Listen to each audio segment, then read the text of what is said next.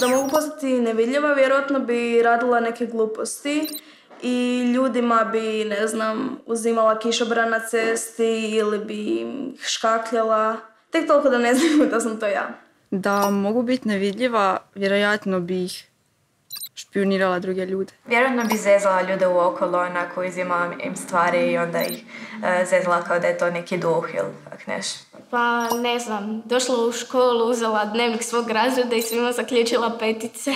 Mislim da bi otišla na sva ona mjesta gdje se inače ne mogu pojaviti kao ja.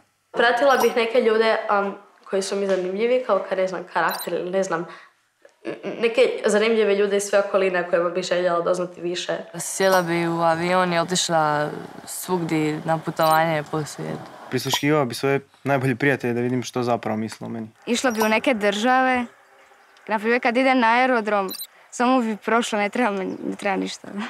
Pa na primjer došla bi nekom u kuću, uzela bi mu neku stvar koja mu je vrijedna i onda bi trčao ispred njega, onda bi me on pokušao uvatiti, ali ne bi uspio, zato sam nevidljiv niti vidi ko sam. Pa otišao bi u vladu da čujem šta oni zapravo pričaju dok nisu na kamerama i onda bi rekao ljudima.